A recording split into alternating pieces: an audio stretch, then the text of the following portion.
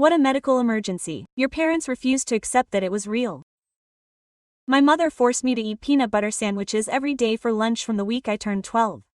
Not because I loved them, but because she had decided that my recent complaints of feeling awful after eating trail mix were a psychological frailty that I had to overcome through forced exposure. She had read an online story about how modern parents were creating allergic children by overprotecting and scaring them, and she became obsessed with proving that allergies were fictions that existed only in the minds of weak people who had been indulged into becoming hypochondriacs. One evening at dinner, she proclaimed that in our home we would no longer admit or accommodate any supposed food intolerances, because to do so would only strengthen illusory barriers. The incident with the trail mix had happened 3 weeks earlier at school. I tried a bit of the bag my friend Olivia offered me at lunch, and within 20 minutes my mouth felt strange, as if I had been scalded by hot broth. My tongue swelled slightly, and I felt nauseous enough to make me head to the nurse's office. The nurse gave me antihistamines and called my mother to come pick me up early. My mother showed up furious because her workday had been cut short, she said, by a show to attract attention. She berated me the entire way home about the mastery of autosuggestion and how checking food labels triggered psychosomatic responses in suggestible brains. When I tried to explain to her that itching and inflammation were genuine bodily perceptions, she interrupted me and claimed that this was precisely how the brain transformed fabricated problems into physical ailments. My father remained mute throughout these monologues, as was his custom in family discussions. She worked countless hours as an accountant and seemed to view education as something that happened around her, not something that required her intervention. When Mom declared her new policy about food intolerances, Dad just nodded and went back to his paper. My little brother Felix, 8, watched us in anguish but didn't make a sound either. We had all learned that contradicting her when she was so determined to make things worse. The peanut butter sandwich plan began the following Monday. Mom packed my lunch every morning before I left for work. It was always the same: 2 thick slices of whole wheat bread, generously spread with natural peanut butter, an apple, and a bottle of water. She watched me stuff it into my lunchbox, arguing that persistence was essential to reprogramming my mind to understand that peanuts were safe proteins, not hazards. I tried to point out that maybe I should avoid peanuts if they made me sick, but she replied that it was a loser's mentality, that humanity had been eating nuts for millennia and that this plague of allergies had only arisen in the last generation, proving that it was mental, not physiological. My first sandwich made my mouth itch within 3 bites. I threw most of it away and bought chips from the vending machine with money I had saved up from my allowance. That night Mom asked how lunch had been and I lied and said it was fine. I didn't want another lecture about weakness and imaginary ailments.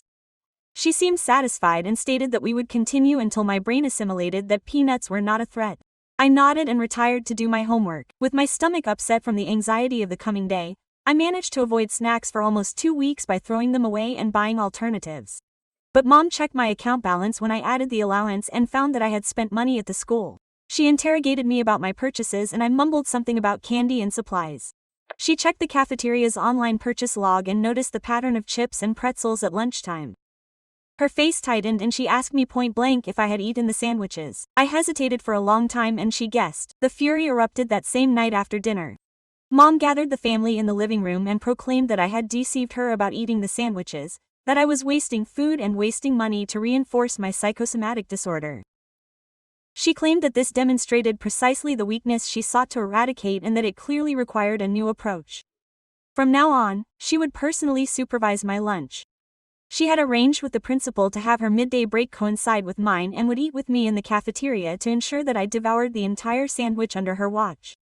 My spirits sank. Having my mother guard my lunch like an untrustworthy child was humiliating in front of my classmates. Felix looked at me with compassion but didn't utter a word. Dad made a sound that could have been an objection, but when he caught Mom's gaze, he dropped his gaze and fixed his eyes on his hands. She went on to explain that this measure was essential because I had proven that I could not be trusted and that tolerating evasion would only deepen my psychological addiction to fictitious boundaries. Guarded lunches began the next day. Mom arrived at the cafeteria at noon with her own snack and sat across from me at my usual table. My friends dispersed to other tables, visibly annoyed by the adult presence. Mom took out my lunch and placed the peanut butter sandwich in front of me. Then she opened her salad and began to eat, watching me expectantly. I took the sandwich with shaking hands, my throat already constricted with nerves. The first bite made my mouth itch immediately. That same burning sensation from the concoction incident, only intensified. I tried to inform her that my mouth felt strange, but she silenced me by claiming that it was my brain manufacturing symptoms because it was anticipating them. She instructed me to take another bite and focus on breathing calmly rather than creating alarm. I took a second bite and the stinging sensation spread to my lips and tongue, which began to feel swollen and abnormal. My throat was raw and uncomfortable. I dropped the sandwich and declared that I really didn't feel well, that something was wrong. Mom's face hardened and she demanded that I stop pretending and finish the meal. When I hesitated, she leaned over and, in a low but determined tone, warned that she would devour every crumb or she would force me to consume 2 sandwiches on her watch the next day. I forced myself to continue despite the increasing discomfort in my mouth and throat. By the 4th bite, my tongue felt genuinely swollen and breathing seemed more difficult. I began to panic, which Mom interpreted as evidence of a mental response. She urged me to calm down, that I was breathing normally and that I was becoming hysterical. She made me finish my entire sandwich while she watched with that expression of triumph, as if she were winning a battle against contemporary parental softness. By the end of lunch, I felt groggy and shaky, but Mom seemed proud as she escorted me to my next class. That afternoon, rashes broke out on my arms and torso. The nurse detected them in physical education and sent me to her office. She asked me what I had ingested, and when I told her about the peanut butter sandwich, she became alarmed. She contacted my mother and suggested that perhaps I was developing a peanut allergy and needed to be checked out by the doctor.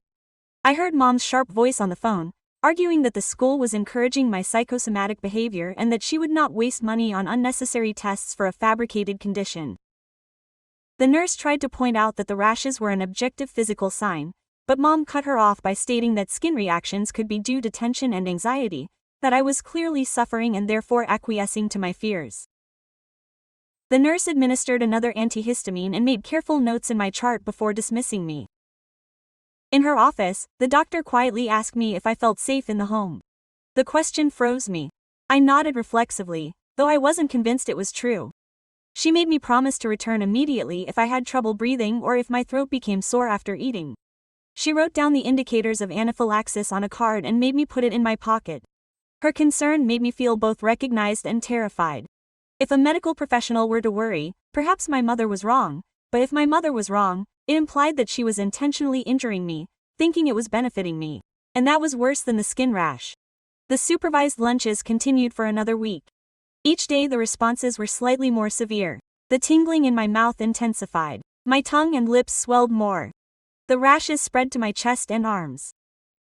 My throat would be sore for hours after I ate it, but my mother remained convinced that it was all cerebral, that it would stop when my mind accepted that peanuts were safe. She began recording my responses in a notebook, describing them as dramatic performances rather than genuine signs. She noted things like theatrical hyperbole of discomfort and manipulative breathing patterns to get attention. Felix began to suffer from nightmares. He would wake up sobbing in the middle of the night. When my mother asked him what was wrong, he would say he was dreaming that I couldn't breathe. She would tell him he was being an exaggerator like his sister and send him back to bed. But during the day, Felix would follow me around the house with worried eyes. Once he asked me if I was okay, and I lied and said I was because I didn't want him to worry anymore. I was 8 years old and already understood that contradicting my mother about my situation only caused problems. That expression of helplessness tormented me. Dad represented a disguised absence of impartiality. He left early for work and returned late. When he was home, he secluded himself in his study or the garage. The few times I tried to explain to him that I was genuinely terrified of the answers, he would pat me awkwardly on the shoulder and say, "Mom knows more about this. She's done a lot of research." She seemed convinced that her lack of medical knowledge excused her from intervening, which in effect meant that she chose not to defend me, because defending me meant confronting Mom. The crisis erupted 3 weeks into the peanut butter regimen. It was Friday night, family dinner, and Mom had cooked chicken stir-fry with peanut sauce, proudly declaring that she was extending exposure therapy beyond sandwiches. I stared at the plate with growing panic, knowing that this would be worse than sandwiches. I tried to politely decline by saying that I didn't have much of an appetite, but Mom's face hardened. He said he would eat whatever was served and would not allow any more manipulation or excuses. I took a small bite of the chicken and gravy. The tingling began immediately, more intense than ever. My mouth and throat felt strange and tight. I put my fork down and said, "I seriously can't eat this. Something is wrong." Quote. Mom slammed her fork down and accused me of pretending to avoid facing my mental issues. She said I would stay at that table until my plate was empty, even if it took all night. Dad looked uncomfortable but didn't say anything. Felix stared at his plate with his fork halfway down. I forced myself to swallow another bite and another. My throat was getting tighter and tighter. Breathing became difficult, like sucking air through a thin straw. My chest felt oddly heavy. Hives broke out on my arms and neck. I got up from the table, now in a complete panic, and tried to tell Mom that I couldn't breathe properly. She also stood up and yelled at me that it was an act, that she was putting on a show for attention. Her face was red with anger and something that looked like desperation, as if she required me to pretend, because to do otherwise would be to admit that I had made a mistake. My breathing worsened rapidly. I wheezed as I took in air. Each inhalation was a struggle. My throat seemed to close up completely. I grabbed my neck in terror and tried to call for help. Mom screamed that it was all acting and ordered me to sit down and finish eating. The room began to spin. There was not enough air coming in. My vision blurred around the edges. I heard Felix crying, his voice high and frightened, begging Mom to call 911. She yelled at him to be quiet and not to feed my manipulation. That's when Felix did something that probably saved my life. He ran away from the table, opened the front door, and ran to the neighbor's house. Mom ran after him, yelling at him to come back now. I collapsed on the dining room floor. My airway was so tight that oxygen was barely getting in. Dad finally moved.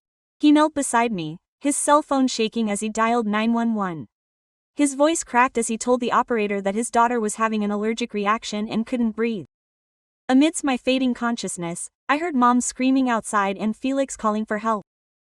Our neighbor, Mrs. Alvarez, appeared at the door seconds later with Felix clinging to her leg. She saw me lying on the ground and asked Dad if I had been given an EpiPen.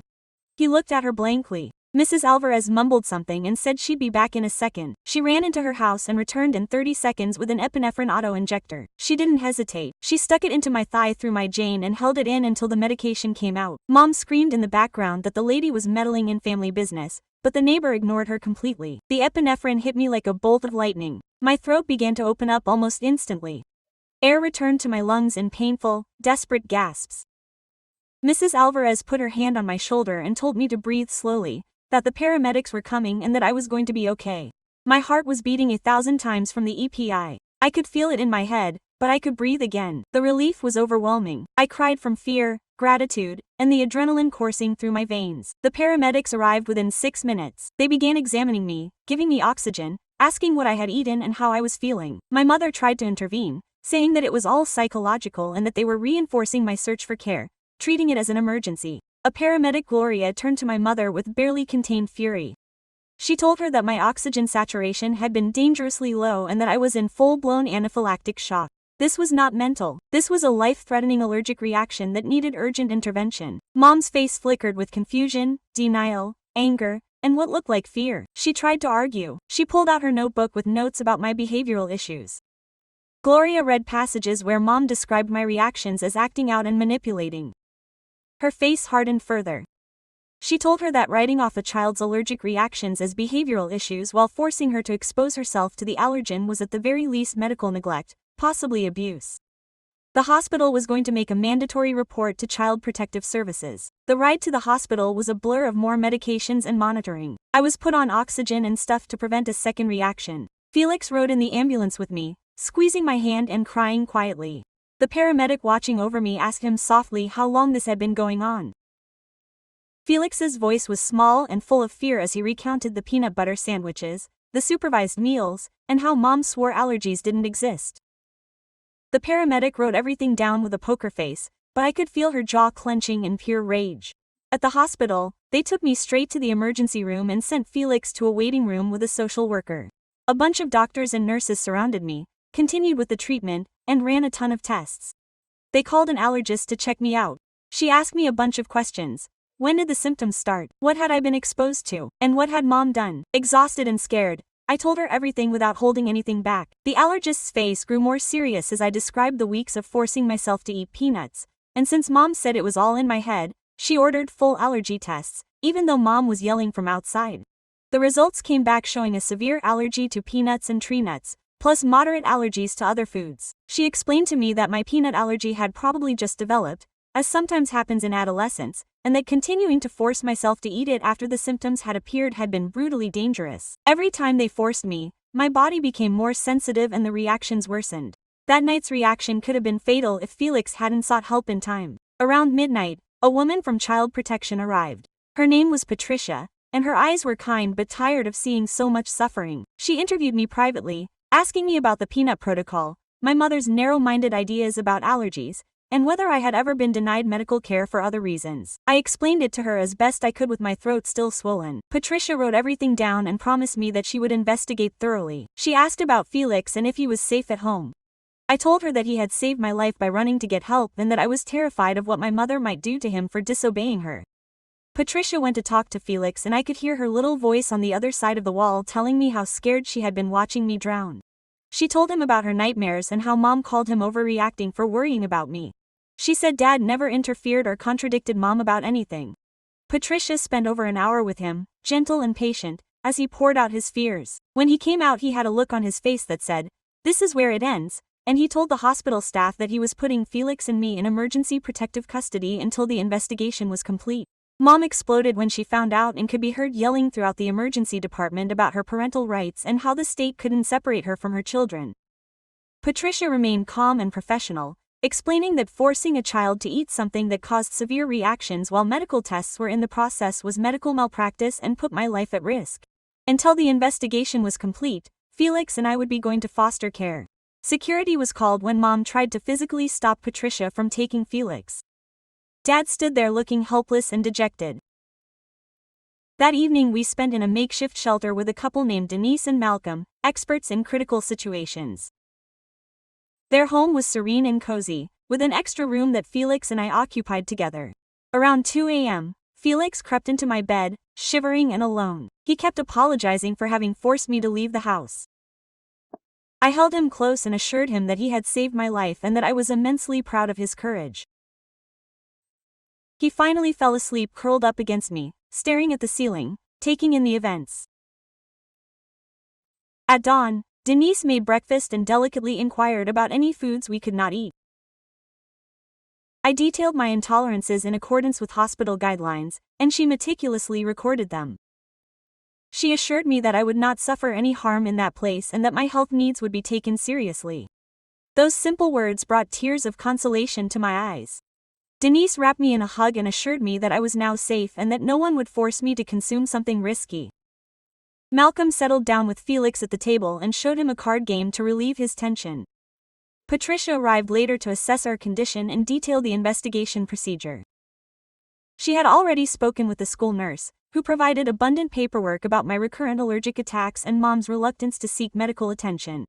She spoke with Mrs. Alvarez, who described how distressed Felix had been when he came running to her door and how furious Mom had been when she interfered. She examined the diary that Mom had kept, full of months of real allergic episodes that she dismissed as fakes. The evidence was abundant and compelling. The investigation was expanded when Patricia contacted my regular doctor, who revealed that Mom had canceled several appointments over the previous year when they wanted to discuss my ailments and perform allergy tests. Mom informed the center that we were opting for alternative therapies and would not be returning. The physician had reported concerns about medical neglect, although she did not file an official complaint. She confessed to Patricia that she regretted not having persevered more, especially after reviewing the hospital records of my anaphylactic shock. Patricia also discovered that Mom participated in multiple online forums of allergy skeptics, parents who considered food intolerances to be a fabrication by the pharmaceutical industry to market expensive auto-injectors. Mom had published extensively about her strategy for healing me, emotional hypersensitivity through forced exposure. Other members encouraged her by telling stories of how they ignored their children's supposed allergies. Patricia collaborated with the authorities to scrutinize other families in these circles for potential child endangerment. The court hearing took place 5 days after my hospitalization. The magistrate analyzed everything Patricia had compiled. Clinical documents about my severe allergy, my mother's notebook full of genuine reactions disguised as behavioral disorders, testimonies from the nurse and the doctor regarding canceled appointments and refusals to act, statements from the rescuers about my near-lethal condition, and screenshots of my mother's posts on denialist groups. The judge's face hardened with each piece of evidence. My mother's defense attorney tried to argue that she genuinely believed that allergies were psychological and that she was only trying to help me overcome a fictitious barrier. The judge interrupted him and stated that honest belief in pseudoscience did not justify medical neglect, especially when specialists had tried to mediate and were rejected.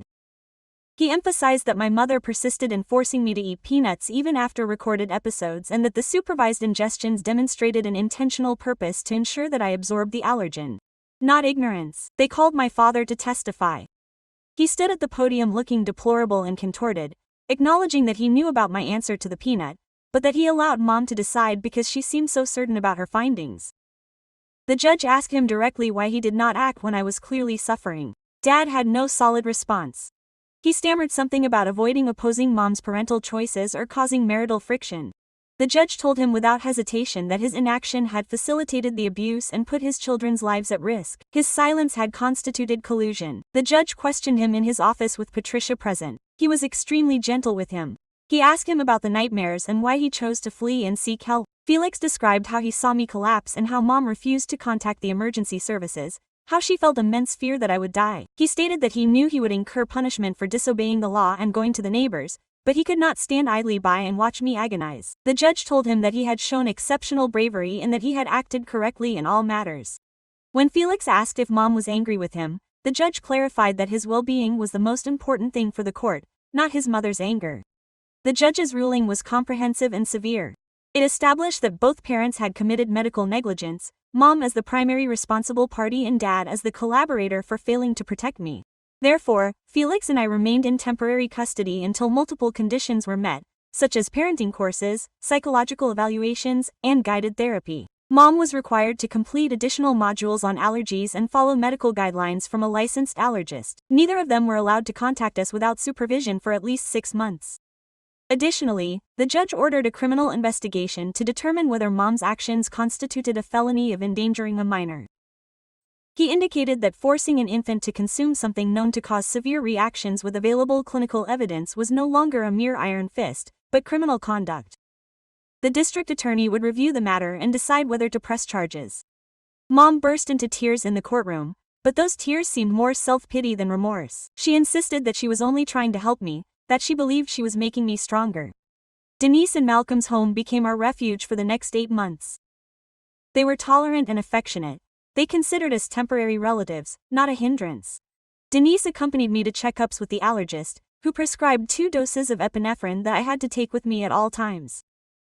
She instructed me to inspect labels meticulously and to advocate for my own health care. The specialist was explicit. My intolerance was critical and I was on the verge of death. He asserted that another contact with peanut without prompt epinephrine would likely prove fatal. Felix thrived on the consistency in Denise and Malcolm's home. The nightmares gradually diminished, he made friends at the new school, and he joined a soccer club.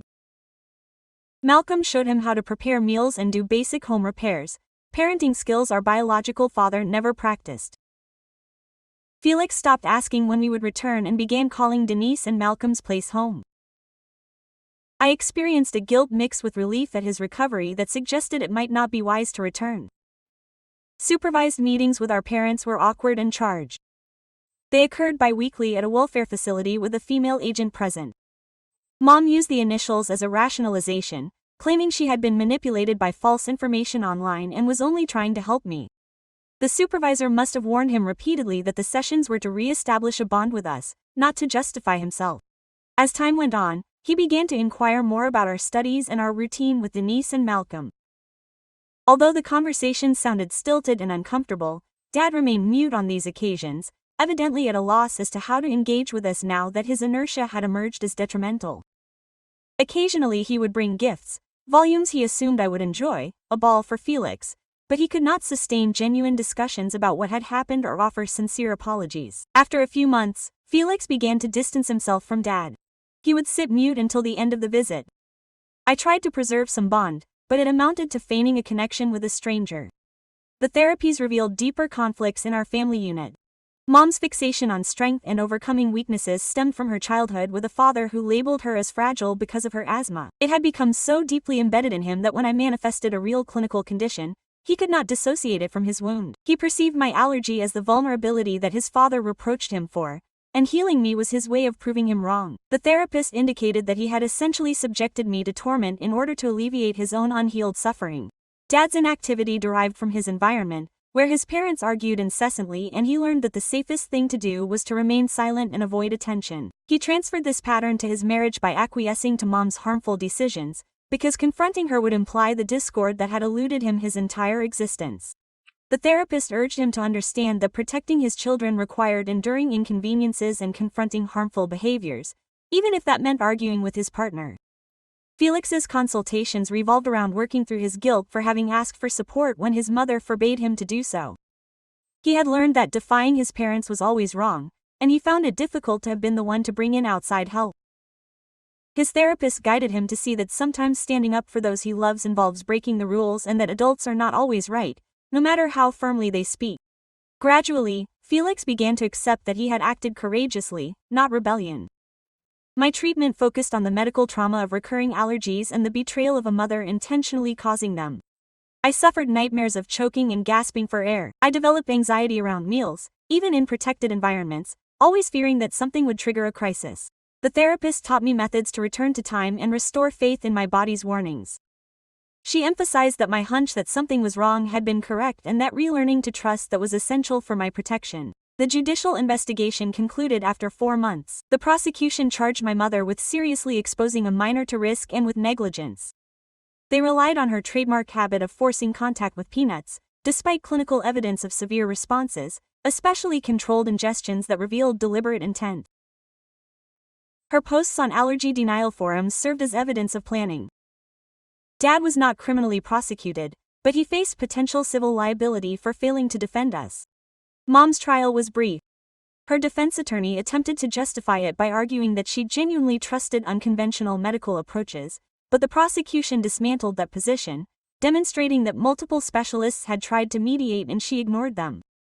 They presented the allergist's statement detailing the risks of continued exposures and how close I had come to death. They showed the jury Mom's journal, which portrayed my real symptoms as mere behavioral simulations.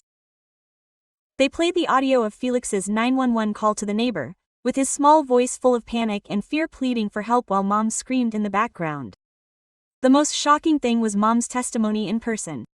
She took the stand in defiance of her attorney's advice and spent 3 hours arguing that the allergies were mental and that she was only trying to strengthen my temperament. She truly seemed convinced that she had been an exemplary mother, taking strict measures to overcome my weaknesses. The prosecutor asked her directly if she understood that she had almost killed me with her actions. Mom hesitated for a moment and replied that if I had died, it would have been from mental fragility and not from the peanuts, since the psyche can manufacture any bodily response if it believes it strongly enough. The jury deliberated less than 2 hours to decide. They found her guilty of both felonies. The magistrate scheduled sentencing for 3 weeks later. During that time, Child Protection reviewed their proposals for our file. They suggested that Felix and I remain in permanent foster care with Mom, required to complete at least 2 years of in-depth therapy before reunification would be considered. Dad could advance from controlled visitation to free visitation if he made progress in treatment, but Felix and I would have a say in whether or not we wanted that bond. Mom's conviction impacted the family hard, albeit in complex ways. The judge sentenced her to 3 years in state prison, plus 5 years probation. He made it clear to her that she had tormented her son by pretending to help him, that she had ignored doctors who tried to intervene, and that her complete lack of remorse or insight at trial indicated that she remained a threat. He made it clear that parents who harm their children, believing it was in their best interests, are still dangerous, because holding on to misconceptions does not prevent actual harm. Felix and I testified at sentencing about the impact on us. I recounted the terror of not breathing while Mom claimed she was acting out. Months of forcibly eating peanuts, even as seizures compounded the disloyalty that the one who should be watching over you was doing it on purpose. Felix described his nightmares and the agony of watching me on the brink of death while Mom remained inactive. We both expressed that we did not feel safe with her until she had genuinely come to terms with her mistakes, and we did not believe she had yet. Dad attended the sentencing but did not testify. Later, in the courtroom hallway, he approached me and Felix with tears streaming down his face. He apologized for not protecting us, for allowing his aversion to arguments to compromise our lives, for being the father who watches passively while his son is being harmed. He said he understood if we never wanted to see him again, but he longed for us to one day give him a chance to prove that he could grow. Felix turned away without saying a word. I told Dad that I needed time to assess whether I could acquit him, but that I at least appreciated his admission of his shortcomings. The next 2 years passed peacefully in Denise and Malcolm's home.